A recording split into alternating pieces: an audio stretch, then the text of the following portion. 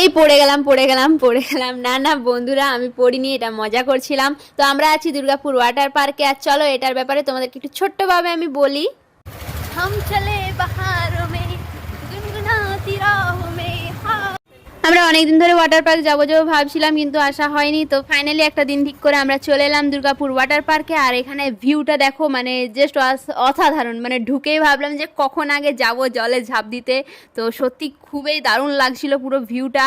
আর এখানে first time আমরা এসেছি দুর্গাপুর, মানে কোনো ওয়াটার পার্কেই যাইনি, তো এই ফার্স্ট টাইম এসেছি। তো দেখো এসে এনজয় করতে শুরু করলাম, কিন্তু এসে এনজয় করতে শুরু করিনি, অনেক কিছু কাজ ছিল, টিকিট কাটতে হয়েছিল। এটার পুরো একটা ভিডিও আছে, বড় ব্লগটার মধ্যে একটা বড় ব্লগ করা হয়েছে।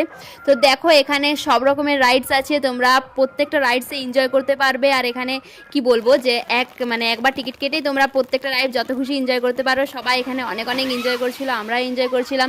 তো আমাদেরকে রাইডগুলো চেপে তো এত মনে হচ্ছিল যে বারবার চাপি, মানে প্রচুর এনজয় করছিলাম আমরা এখানে, তোমরা বুঝতেই পারবে ভিডিওটা দেখে পরে।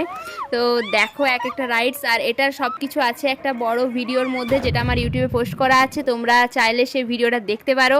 ঠিক আছে, মানে সেখানের মধ্যে সব কিছু বলা আছে, এটার ব্যাপারে সব কিছু বিস্তারিত বলা আছে, যে টিকিটের ব্যাপার আর ব্যাপার সব কিছু ওখানে দেওয়া আছে।